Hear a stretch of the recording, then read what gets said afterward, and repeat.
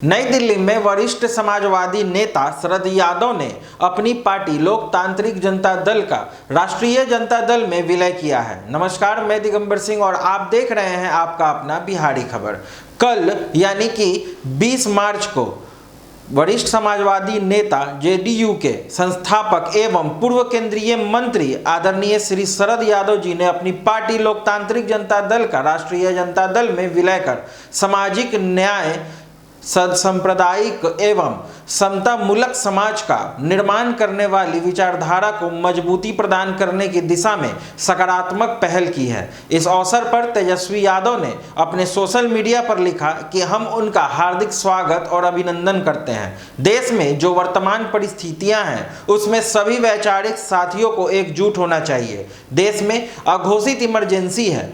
सब जानते हैं कि सीबीआई, ईडी, आईटी, चुनाव आयोग जैसी independent bodies Bharatiya Janata party के प्रकोष्ठ के रूप में कार्य कर रही है। सरकारें आती जाती रहेंगी, हार जीत चलती रहेगी, लेकिन देश में लोकतंत्र और संविधान जिंदा रहना चाहिए। समता, न्याय, सद्भाव और सौहार्द बरकरार रहना चाहिए। आप देश के 85% प्रगतिशील, गरीब, मजदूर, किसान, दलित और अल्पसंख्यक वर्ग को दरकिनार कर श्रेष्ठ एवं विकसित भारत नहीं बना सकते हैं। देश में पूंजीवादी नीतियों और अमीरों का बोलबाला है। सरेआम वंचित अपेक्षितों के अधिकारों का हनन किया जा रहा है। ऐसे में हमारी वैचारिक और सामाजिक एकता अति आवश्यक है। विलय समारोह में श्री शरद यादव जी, राजद के राष्ट्रीय प्रधान महासचिव अब्दुल बारी सिद्दीकी, राष्ट्रीय उपाध्यक्ष शिवानंद तिवारी जी सहित एलजेडी और आरजेडी के अनेक नेतागण और कार्यकर्तागण उपस्थित रहे। कल नई दिल्ली में आदरणीय शरद यादव जी के लोकतांत्रिक जनता दल का राजद में विलय समारोह में तेजस्वी यादव ने संबोधन में क्या कुछ कहा, आइए आपको दिखाते हैं। और हम लोग बचपन में नारा लगाते थे, जिसके हाथ में चक्का उसका जीत पक्का। ये नारा पहले हम लोग लगाते थे और उस समय से सभी यहाँ पदाधिकारी, कार्यकर्ता, नेता देश के अलग अलग प्रांतों से यहाँ आए हुए हमेशा सदैव शरद जी का साथ दिया है।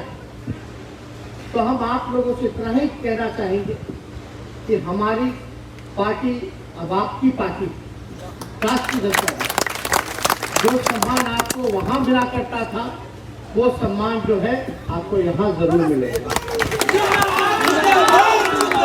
और कार्यकर्ता, कोई भी कार्यकर्ता जो होता है वो किसी भी पार्टी का, वो रीढ़ होता है। असली ताकत आप लोग, आप हैं तो हम हैं। ये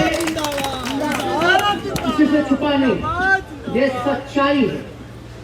और आप लोग रहते हो तो हम लोगों को शक्ति मिलती है, ऊर्जा मिलती है और हम सभी के कर देते हैं। इतनी बड़ी बात, इतना भरोसा आदरणीय शरद जी ने हम पे दिखाने का काम किया। अब इन्होंने कहा कि अब तुमको संभालना है। हम बोले नहीं, हम अकेले नहीं संभाल सकते, हम सब मिलकर के संभालने का काम करें। और संभालना ही नहीं है, जो सामने हमारे चुनौती है इससे हम लोगों को मुकाबला करना है। अब मुकाबला करना है तो हम लोगों को अब से तैयारी भी करनी चाहिए। अब 24 है, 24 के बाद 25 है, सारी चीजें। तो अब सब लोगों को जिम्मेवारी अपने अपने कंधे पे भी उठाने की जरूरत है। निष्पक्ष ढंग से एकजुट हो करके अगर हम समाजवादी लोग, समाजवादी विचारधारा के लोग एक हो करके लड़ेंगे तो ये जो सांप्रदायिक शक्तियां हैं ये बखूबी हम इनको देश से बाहर कर देना चाहते हैं। तो इसलिए जो लोग नफरत फैलाने का काम करते हैं, आजकल देखिए ना क्या माहौल बनाया जाए। कहीं कहीं कह दिया गया कि भाई अल्पसंख्यकों से वोटिंग राइट छीन लेना चाहिए। उस समय भी हमने कहा कि किसी माई के लाइन में दम नहीं है या संविधान ने हमें जो अधिकार दिया वो छीन कर कोई अधिकार। इसलिए हम सब लोगों को बड़ी जिम्मेवारी मिली है और इतना भरोसा जताया है, तो हम इतना जरूर कह सकते हैं कि एक बड़ी जिम्मेवारी जो हमको दी गई है, उसको बखूबी ढंग से सबको साथ लेकर के, सबका मान सम्मान करते हुए हम लोग आगे बढ़ने का काम करें। और जो माहौल जो आप लोग देख रहे हैं, बिहार की स्थिति देख रहे हैं, बिहार में तो लग ही नहीं रहा कि सरकार चल रहा, ऐसा लग रहा है कि पूरी तरीके से सर्कस चल रहा। विधानसभा स्पीकर से इस तरह से मुख्यमंत्री ने पेश आए, चाहे उनका बॉडी लैंग्वेज देखिए, क्या क्या नहीं कहा। आज तक देश के संसदीय इतिहास में ऐसा किसी ने पिक्चर नहीं देखा हो जो हम लोगों ने बिहार विधानसभा में देखा। मंत्री कुछ कहता है, एमएलए कुछ कहता है, उनके सहयोगी कुछ कहते हैं, भाजपा के लोग कहते हैं कि बिहार को विशेष राज्य की जरूरत नहीं, मुख्यमंत्री मांग करते हैं विशेष राज्य की। ऐसा लगता है कि रशिया के राष्ट्रपति पुतिन से विशेष राज्य का दर्जा का मांग कर रहे हैं। अरे अपने सरकार में है, पार्ट पार्सल है, आप पार्टनर है, केंद्र में आपके मंत्री है। बिहार सरकार में दो उप मुख्यमंत्री बीजेपी के हैं। एक आदमी मांग करता है कि हमको विशेष राज्य का दर्जा दे दो, और एक कहता है कि नकार देता है कि जरूरत ही नहीं है। उन्हीं के दो उप मुख्यमंत्री कहते हैं कि बिहार को विशेष राज्य का दर्जे की जरूरत नहीं है। आप समझो क्या सरकार चला रहे। इसलिए जनता ने जनादेश जो बिहार का दिया था, वो महागठबंधन के पक्ष में दिया था। ये तो चुनाव आयोग का नतीजा है जो आज ये चोर दरवाजे से सरकार में ये बैठे हैं। बिहार में तो हमको सरकार बनाया था, 4 बजे के बाद काउंटिंग रोक दी गई, फिर 12-1 बजे जो खेला हुआ, 5-6 सीट को इधर से उधर किया गया।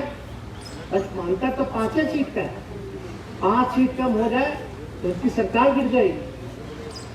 लेकिन हम लोग तोड़ने वाले लोग नहीं, जनता ही इसका जवाब देने का काम करेगी आने वाले समय में। तो हम सब लोग यहाँ ज्यादा समय ना लेते हुए हम ईश्वर से प्रार्थना करते हैं कि आदरणीय शरद जी के सेहत में जल्द से जल्द सुधार हो, फिर से हम लोगों के बीच आए। और आदरणीय राष्ट्राध्यक्ष राष्ट्रीय जनता दल के आदरणीय लालू जी ने भी पूरी तरीके से शुभकामनाएं शरद जी को भेजने का काम किया है। अब दोनों पिताजी और शरद जी दोनों का लंबा कार्यकाल रहा, साझा लोग काम किए, संघर्ष किए। हम तो इमरजेंसी के टाइम से हम लोग सुनते आ रहे हैं, छात्र जीवन के टाइम से वो लोग राजनीति करते रहे, देखते आए। जब से हम छोटे हैं तब से हम लोगों ने दोनों को ही देखा। और आज एक फिर से जो जनता दल का जो स्वरूप था, फिर से ऐसे ही लग रहा है कि सब हम लोग जितने बिछड़े भाई थे, सब लोग एक मंच पे एक पार्टी के नीचे हैं। तो हम लोग पूरी दिल खोल करके, पूरा दिल खोल करके शरद जी का, उनके सभी नेताओं का, पदाधिकारियों का, कार्यकर्ताओं का हम लोग स्वागत करते हैं। और पुनः हम आदरणीय शरद जी को धन्यवाद देते हैं कि जो निडरता जो दिखाई है आज के दौर में, आजकल कहाँ लोगों को दिखता है। आज कहीं ना कहीं कोई ना कोई नेता डर से, दबाव में कॉम्प्रोमाइज करता है। लेकिन नेता वही होता है जो अपने विचारधारा, नीति, सिद्धांत से समझौता ना करे, चाहे कुछ हो जाए, हमें तैयार है। लेकिन जिस विचारधारा को मानते हैं, जिस सिद्धांत के साथ चलते हैं, जिस नीति के साथ चलते हैं, वो नहीं छोड़ते। बिहार के मुख्यमंत्री का तो ना तो कोई नीति है, ना कोई सिद्धांत है, कभी इधर कभी उधर, कभी इधर कभी उधर। सत्ता के लोग भूखे हैं। तो इस दौर में आज जो इन्होंने निर्णय लिया है, वो हम कह सकते हैं कि और पार्टियों के लिए एक संदेश तो होगा ही, साथ ही साथ इतिहास में भी ये लिखा जाएगा कि इस समय, इस दौर में इन्होंने इतना बड़ा फैसला लिया और इस हालत में संघर्ष कर रहे हैं और जीवन भर संघर्ष किया, कोई नई बात तो है नहीं। सीखने की इतनी उम्र हम लोगों की, चाहे लालू जी से हो, शरद जी से हो, सब लोग जितने लोहिया जी, कर्पूरी जी की किताबें हम लोग तो पढ़ाई करते हैं, लेकिन आज नए दौर में नए पीढ़ियों को इन लोगों को जानना चाहिए, इन लोगों को पढ़ना चाहिए, तब जाकर के जो है सच्चाई लोगों के जहन में है। तो हम सब लोग पुनः आप सब लोगों को धन्यवाद देते हैं। आगे की अपडेट के लिए आप हमसे जुड़े रहें। बिहारी खबर के फेसबुक पेज और यूट्यूब चैनल को लाइक, शेयर और सब्सक्राइब करना ना भूलें। धन्यवाद।